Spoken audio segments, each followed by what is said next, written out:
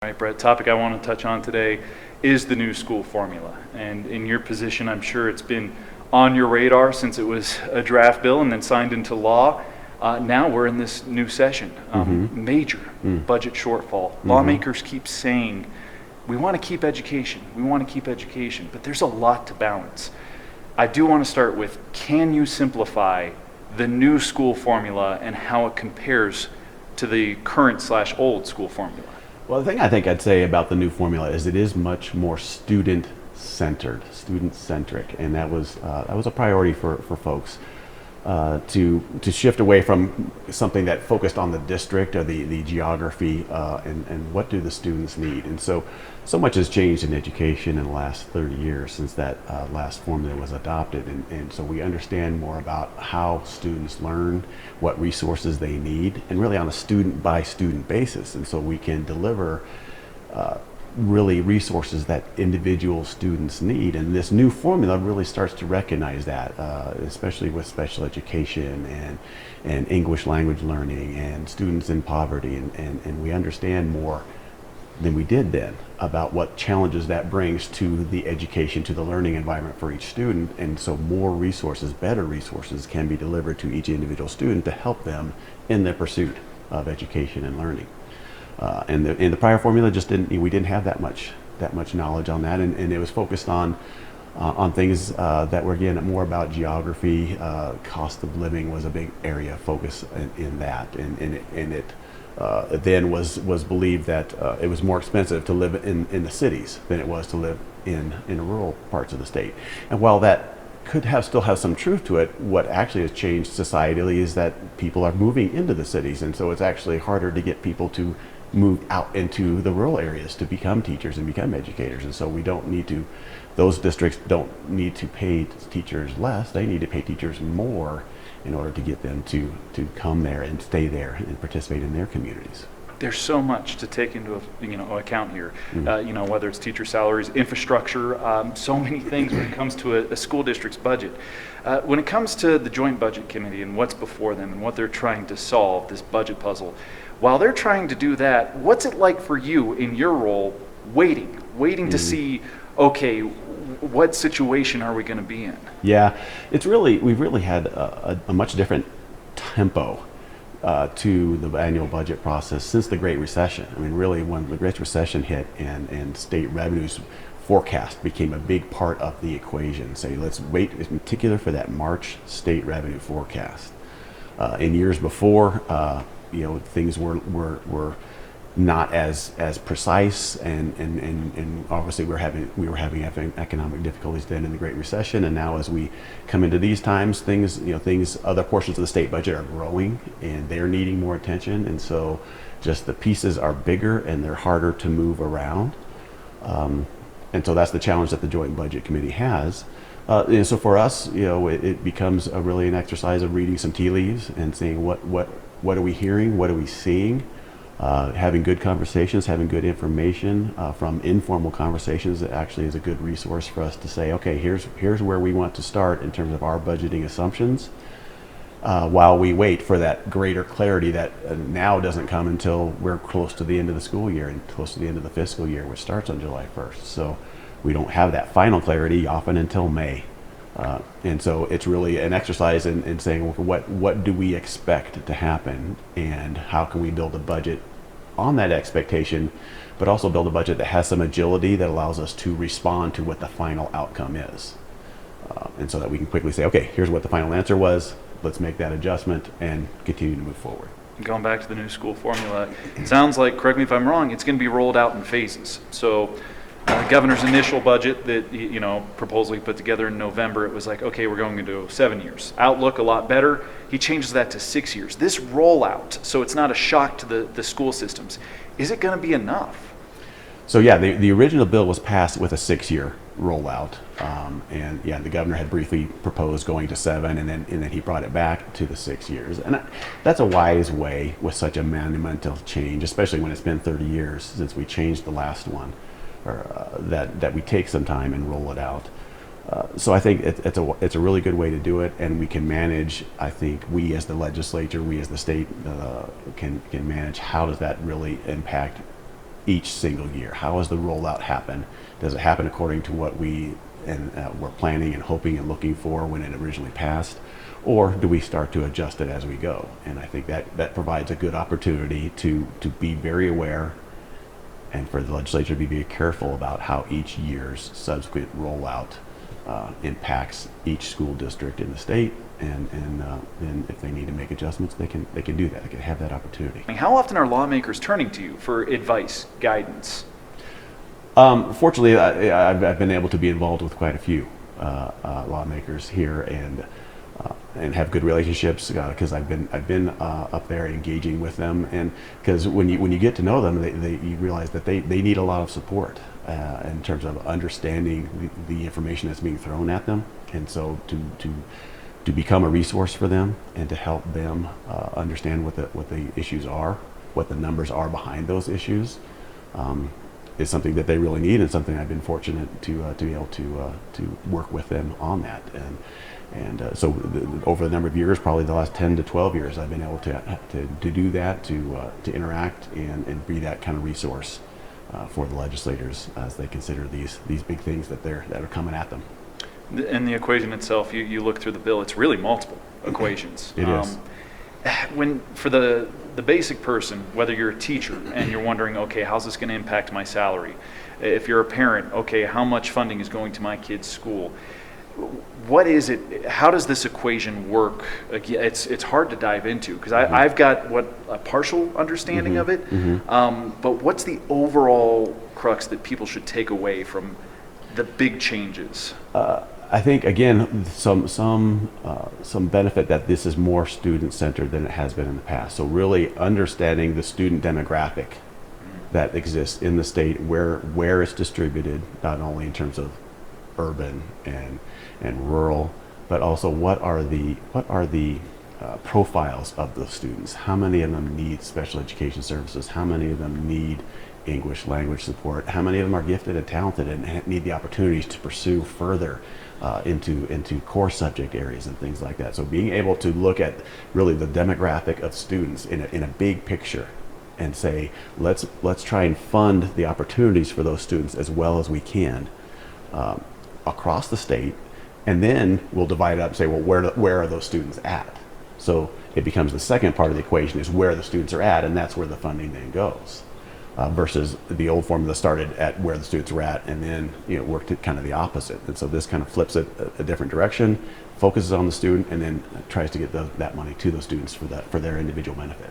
And would you say, as I'm reporting on this, that is a fair, what Governor Polis had to say, essentially taking that 4-year average, turning into a 1-year. Is that a fair assessment of this equation?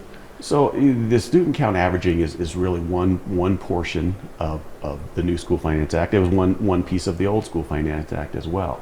And it's something that's always worth conversation, because what it really is doing is taking school districts that are experiencing population decline and trying to provide them some soft landing. And so there's some benefit to that, but I think the conversation is, well, how much time, how much soft landing runway is appropriate to that?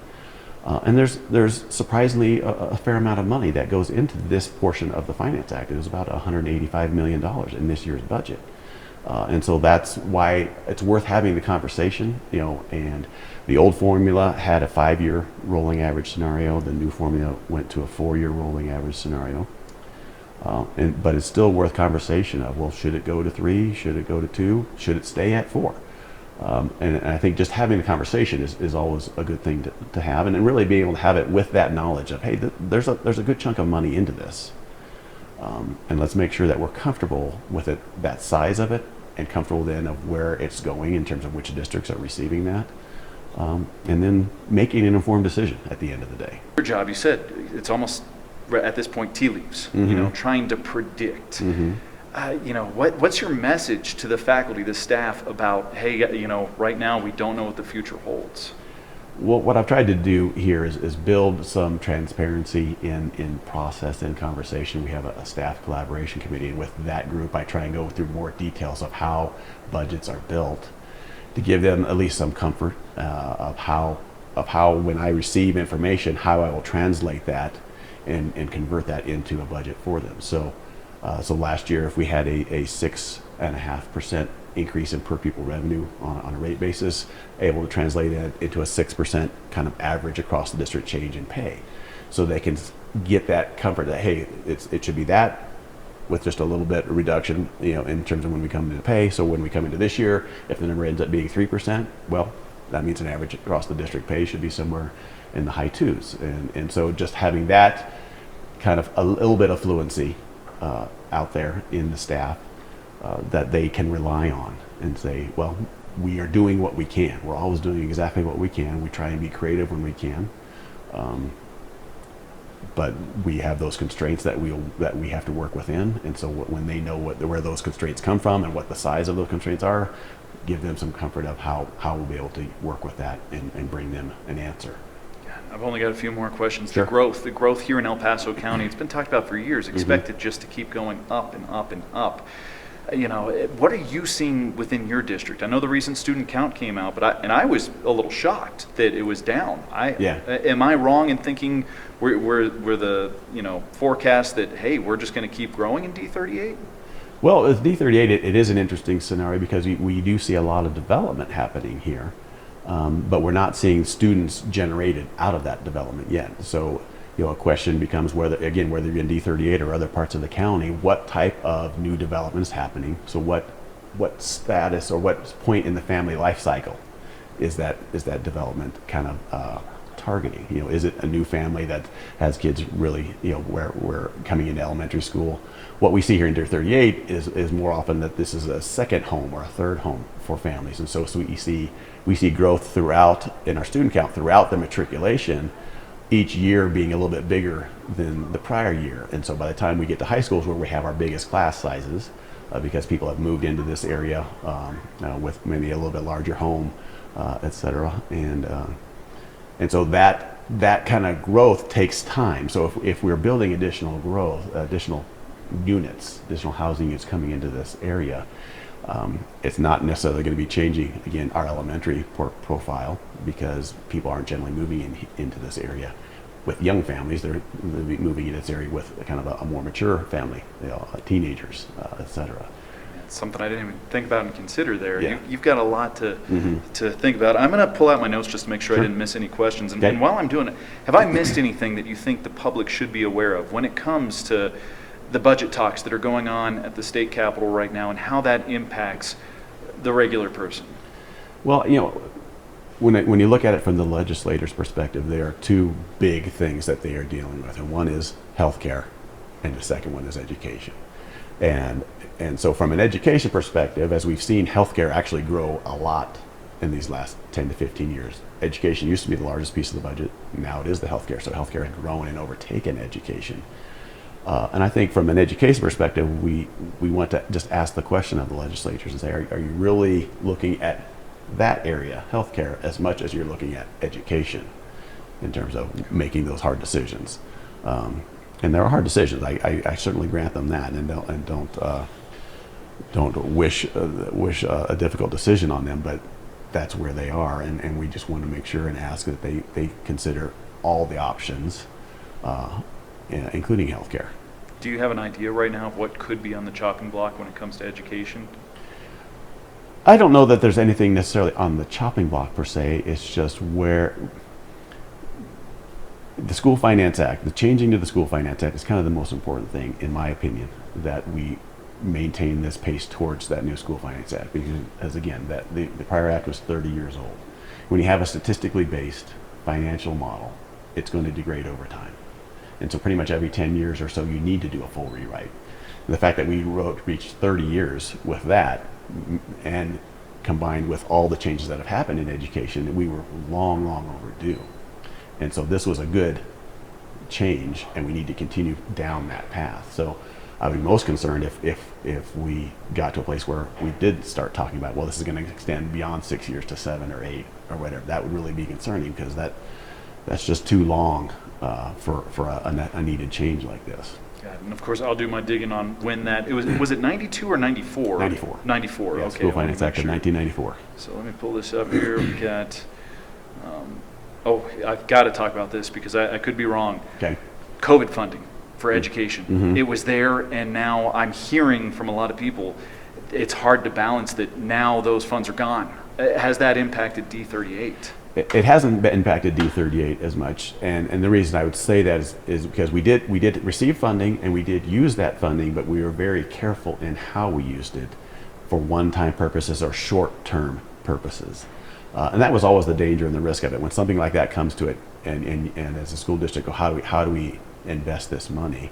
There's of course the guidance that we're given from the federal government or the state government, but even just making those decisions locally, you had to be really careful with that, and we were careful with that, so that we did use it. We got, I think, good intentional benefits from that, and then when those expired and went away, we were able to lay those things aside and continue on really with the core mission, the core functions, in a pretty seamless way. Fiscal responsibility. Yes. That's, as you say, careful. And we'll say, I don't know, I don't think everybody was fiscally responsible with those. Because of the temptation, it's a lot of money. Yeah. And people see that. And then there's a lot of people, clamoring and saying, well, we need help in this area, we need help in this area. And so it's a challenging, effort, endeavor to navigate and make sure that you can come out on the other side not in a worse place than when you came in. 2 new reports coming out, commissioned by the state legislature, talking about the shortfall for education and where we should be ideally. Have you had time to review those reports? This was literally last week, I believe. Yeah, I've heard bits and pieces about them. And one of the things that in education funding you hear 2 terms repeatedly: equity and adequacy. And so these reports are really talking about the adequacy portion of it, and a lot of the efforts that were made that did not succeed in 10 years ago in the teens were trying to change the adequacy of education funding when there was really an equity problem in how the funding was being distributed. And so we as an industry were running into this problem of not being able to change the overall adequacy because the equity was not really leaving people in a place that they felt comfortable launching off of. And that's why the new school finance was important, is we had to change that equity formula so that it gave a better and correct distribution of funds according to the way that the world is now, before we say, okay, now let's lift this whole thing higher. When we were trying to lift something that wasn't equitable, people were naturally, I think, balking at that or hesitant about